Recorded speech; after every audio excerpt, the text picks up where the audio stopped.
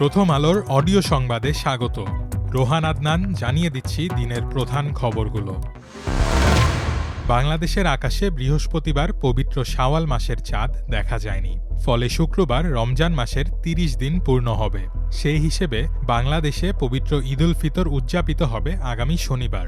বৃহস্পতিবার সন্ধ্যায় পবিত্র শাওয়াল মাসের চাঁদ দেখা কমিটির সভা শেষে ধর্মমন্ত্রী কাজী শাহ মোফাজ্জল হোসেন কায়কোবাদ এ তথ্য জানান। ঢাকায় জাতীয় মসজিদ বাইতুল মোকাররমের সভাকক্ষে কমিটির বৈঠক হয়। ১ মাস রোজা রাখার পর শাওয়াল মাসের প্রথম দিন মুসলমানরা ঈদ উল ফিতর উদযাপন করেন। এটি মুসলমানদের সবচেয়ে বড় ধর্মীয় উৎসব। চাঁদ দেখা সাপেক্ষে এই তারিখ নির্ধারণ করা হয়। হিজরি বর্ষপঞ্জি অনুযায়ী চাঁদ দেখা সাপেক্ষে ২৯ বা ৩০ দিনে মাস হয়ে থাকে। ২৯ রমজান শেষে যদি চাঁদ দেখা যায় তাহলে পরদিন ঈদ উল ফিতর উদযাপিত হয়, আর চাঁদ দেখা না গেলে ঈদ উল ফিতর উদযাপিত হয় ৩০ রমজান শেষে।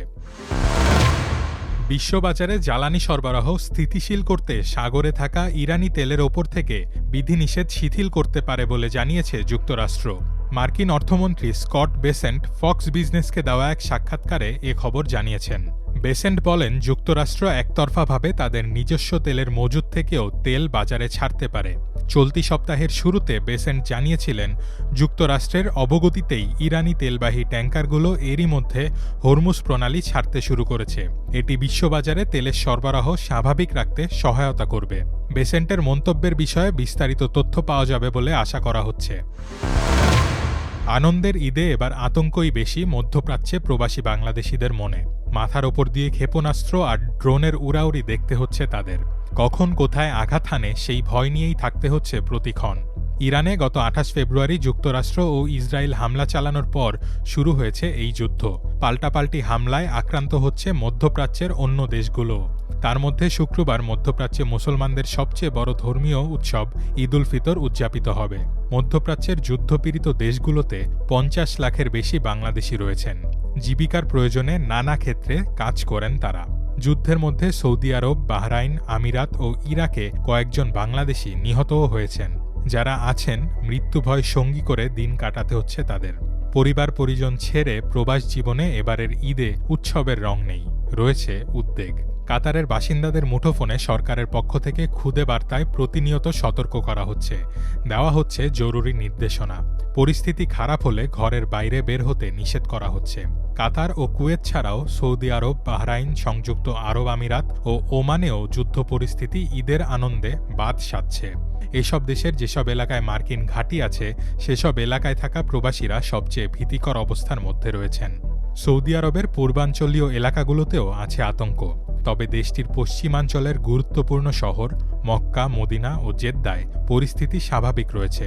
সৌদি আরবের মক্কা ও জেদ্দায় থাকা দুজন প্রবাসী বাংলাদেশি প্রথম আলোকে বলেন, শুরুর দিকে কিছুটা আতঙ্ক থাকলেও এখন অনেক কমে এসেছে। মক্কা, মদিনা ও জেদ্দার মতো শহরগুলোতে মানুষ কাজে যাচ্ছেন, ঈদ উপলক্ষে কেনাকাটাও করছেন। বিভিন্ন দেশে থাকা বাংলাদেশি দূতাবাসের পক্ষ থেকে প্রবাসীদের সামাজিক যোগাযোগ মাধ্যমে যুদ্ধ সংক্রান্ত কোনো তথ্য প্রকাশ, সংবাদ প্রচার সহ বিভিন্ন কার্যক্রম থেকে বিরত থাকার পরামর্শ দেওয়া হচ্ছে। যেমন সৌদি আরবের রাজধানী রিয়াদের বাংলাদেশ দূতাবাস চলতি মার্চের প্রথম সপ্তাহে প্রবাসীদের উদ্দেশ্যে দেওয়া এক জরুরি বিজ্ঞপ্তিতে বলেছে, সৌদি আরবের স্থানীয় আইনের প্রতি শ্রদ্ধাশীল থেকে সামাজিক যোগাযোগ মাধ্যমে এ সংক্রান্ত কোনো ছবি বা ভিডিও আপলোড, কোনো সংবাদ প্রচার, শেয়ার, লাইক বা মন্তব্য করা থেকে বিরত থাকার জন্য অনুরোধ করা যাচ্ছে। খুলনায় ঘরে ঢুকে একই পরিবারের ৪ সদস্যকে লক্ষ্য করে গুলি চালিয়েছে দুর্বৃত্তরা। বৃহস্পতিবার সকালে বটিয়াঘাটা উপজেলার খাদিজাবাগ কৃষ্ণনগর ঠিকারাবাদ এলাকায় এ ঘটনা ঘটে। আহত ব্যক্তিদের মধ্যে দুজনের অবস্থা আশঙ্কাজনক হওয়ায় তাদের খুলনা মেডিকেল কলেজ হাসপাতাল থেকে ঢাকায় পাঠানো হয়েছে। আহত ব্যক্তিরা হলেন কাজী আনিসুর রহমান, তার স্ত্রী রানজুয়ারা বেগম, ছেলে রাইসুল ইসলাম এবং ছোট ছেলে রাশিদুল ইসলামের স্ত্রী ফাহিমা। তাদের মধ্যে রানজুয়ারা বেগম ও ফাহিমাকে উন্নত চিকিৎসার জন্য ঢাকায় নেওয়া হয়েছে। পুলিশ ও স্থানীয় সূত্রে জানা গেছে, আনিসুরের ছোট ছেলে রাশিদুল প্রায় ৩ বছর আগে একটি মামলায় কারাগারে যান। সেখানে তার সঙ্গে ইমরান নামের এক ব্যক্তির পরিচয় হয়। পরে সেই সূত্রে রাশিদুলের সঙ্গে ইমরানের পরিবারের যোগাযোগ গড়ে ওঠে। এক পর্যায়ে ইমরানের স্ত্রী ফাহিমার সঙ্গে রাশিদুলের সম্পর্ক তৈরি হয়।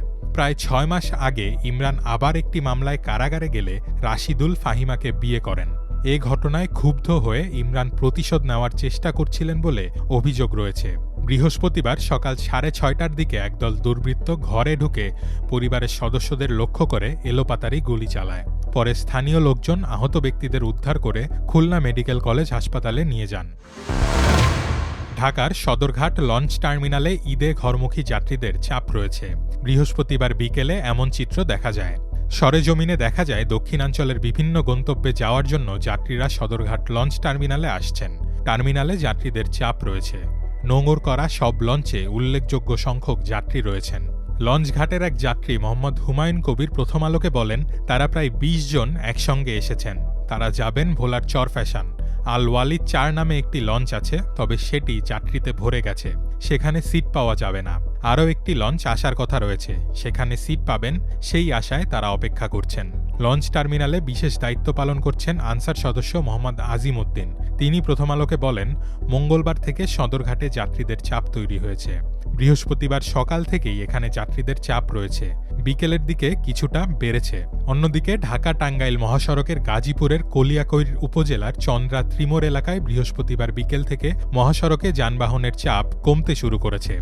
বিকেলের পর যারা বাড়ির উদ্দেশ্যে রওনা হচ্ছেন তারা অনেকেই নির্বিঘ্নে গন্তব্যে পৌঁছে যেতে পারছেন। এর আগে বুধবার রাত থেকে বৃহস্পতিবার দুপুর পর্যন্ত চন্দ্রা ত্রিমোর চক্রবর্তী এলাকা হয়ে নবীনগর সড়ক এবং চন্দ্রা কোনাবাড়ি অংশে দীর্ঘ যানজটের সৃষ্টি হয়। কোথাও কোথাও যানবাহনের ধীর গতি ও থেমে থেমে চলাচল করায় ভোগান্তিতে পড়েন যাত্রীরা। বিশেষ করে উত্তরবঙ্গগামী যাত্রীদের দুর্ভোগ ছিল বেশি।